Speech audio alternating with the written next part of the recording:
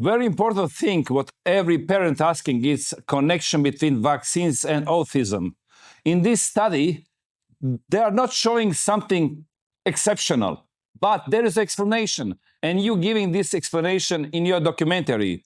Can you explain us why there is nothing special in this group connection between autism and vaccination? Well, this is a very interesting thing, right? Especially since my work starts looking at autism. Vax is all about autism. First of all, what I would say is this, that clearly I had no control over this study or wasn't manipulating it, because this isn't a result I would have wanted to see autism proven out. I've been saying I believe vaccines are a part of this. So in some ways, this lets you know that nobody is manipulating this study to make it look like the vaccinated or the unvaccinated, either direction, right? But what we have is an issue where the autism number, the amount of kids that had autism of this group of 18,000, was only 23. I believe it was 23 in the vaccinated group and only one case of autism in the unvaccinated group. That was too small, was statistically insignificant, and didn't show a difference. Now, I've talked to several experts on this issue. There's a few reasons they believe this may be the case. To begin with, that number is too small to do you couldn't really come to a conclusion either way. It's also smaller than it should be. When we look at the autism rate, the years that this study was looking at children from 2000 to 2016. Arguably, the most conservative number is our autism rate in America at that point was somewhere between 1 out of 250 children or 1 out of 150 children. So if you look at 18,000 children, there should have been at least 150 kids with autism between these groups. And so the number is too small. So the question is, where are those kids? That autism must be there. Why aren't they being seen in this study? Well, the study analyzes what are called ICD-9 codes. What it does is every time you go into a hospital, if you have a cold, you have a sinus infection, there's a number that goes along with it. It has a code that the computer knows that's a sinus infection. Eye infection, different number. Ear infection, different number. Cancer, different number. Like everything has a number. And so when we looked at the codes, there's a code for autism. But what one of the doctors, Dr. Peter McCullough, said that I think is very important, 2000 to 2016 are the children that are in the study. Up until 2013 in America, the rule was you cannot get both a diagnosis for ADHD and autism. You had to choose between the two. And so in doing that, he believes most doctors choose ADHD over autism for two reasons. There's more drugs available. There's more money that you can make. There's something you can do about it. And it's a less upsetting conversation with a parent. If you're not quite sure, you start with ADHD. Years later, that might turn into autism.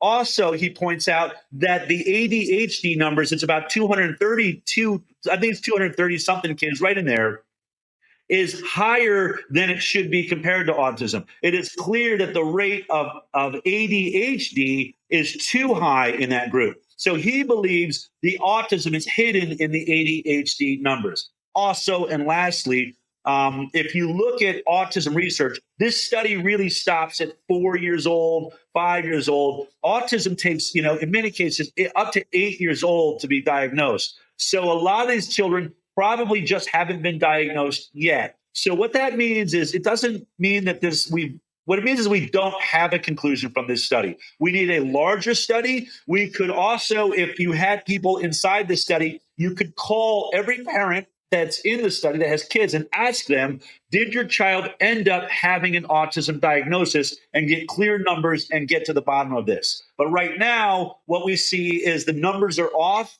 We believe they're probably in there, but everything I've said is speculation and hypothesis. I don't want to say that that's the reality. The only reality we know is 23 is not the number of autism we should see in a group this big. And so those are the reasons science thinks we might be missing that conversation. I do not think it's the answer. And when you look at neurodevelopmental disorders, which would probably also encapsulate that, it's 6 times as high in the vaccinated compared to the unvaccinated. So that gives you a sense that we are seeing the brain injury autism is probably in there somewhere. But again, we can only speculate on that aspect. Yeah, we were listening also from President Trump and Secretary Kennedy. They said that autism was 1 in 10,000 25 years ago, and now it's 1 in 32. Some of the critics said that that's because we changed the way how we diagnose autism. Now we more diagnose some other similar issues like more than before, and that is the reason why there is so many autism now. What is your explanation about this? I think that's a terrible explanation. And this is a place where scientists like to push around numbers and big words and try to intimidate us, but we are all logical people. And so I would say this, we are, and I'll correct it. The autism rate in America was 1 in 10,000 right around the 1960s and 70s. It really takes off right around 1989, shortly after we give liability protection to the vaccine program. And suddenly you see this skyrocketing number of vaccines we're giving our kids. We were giving our kids 10 vaccines in the 1980s. Within a few years, by the 1990s, we were given 50 vaccines. So it was a huge spike. There's also several things that happened in the 90s here in America. We had a lot of chemicals come into our environment. Plastics really took off. So the bisphenols, the PFAS chemicals, these forever chemicals that were in nonstick pans, things like that have proven to be very, very toxic. Those also came in at that same time. So Robert Kennedy Jr. and President Trump are looking at really about 5 or 6 major changes in toxic elements that entered our environment, vaccines being one of them. That is a huge change that we know of. And I'm saying you've got to be objective when you look at all of that. But to say that autism essentially has always been here, we're just diagnosing it better, I think that's easy to refute with common sense. First of all, you're right. The America number is 1 in 32, 33 are now diagnosed with autism, one of the highest rates of autism in the world. I'd be shocked if your autism rate is that high. I don't know if it is, but we're one of the highest in the world. California, our autism rate is 1 in 12.5 boys. And that is a study of, 5-year-olds. They think it could get worse. So we're somewhere amongst boys, because it's more prevalent in boys. We could be nearing 1 in 10, which is catastrophic. Now, when you think about that, if that's always been the case, that there's always been 1 in 10, 1 in 12 men, boys have autism, we would have seen it with our own eyes. I don't need science to tell me this. The Egyptian hieroglyphs would have had paintings of autistic people. When you look at the history of all the mental issues, you've got some of the most famous people are Dr. Tourette's, Charcot, Freud. These guys all went into the insane asylums all around the world and drew up the diagnostics, wrote out every malady that they could find, right? And we still rely on that incredible work they did 100 years ago of all of the different schizophrenia and things that we know from the work they did. Not one of them, not one drew or wrote out a description of what we would call autism, repetitive motion disorders, severe OCD, inability to walk or talk. Not one described that. And we're saying it was 1 in 10? 1 in 10, and no one in history ever described this issue? That makes no sense. And let's also be realistic.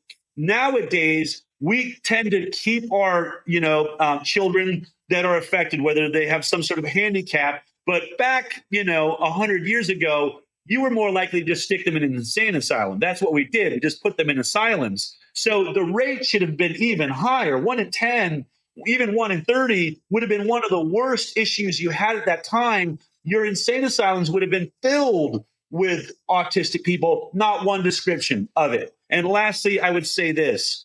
Go to any elderly home, any old folks retirement community, 75 years old or older, and see, do you see any autism there? It should be, 1 in 20 men walking around in an old folks home should have repetitive motion disorders and inability to walk and inability to talk. It doesn't exist. It doesn't exist in the 75-year-olds.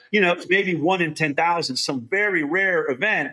But we are talking 1 in 30, or in California, 1 in 12 men. It's not there. And so I think that absolutely destroys that argument. And when you can destroy an argument that logically, when a regular person can go through what I just did, and then you see your doctor or a scientist you trust or a head of a health agency telling you something that obviously wrong, that misleading, you really got to start now questioning, what can I believe from these people? Because that clearly is not true. And they know it's not true. Why are they lying to me?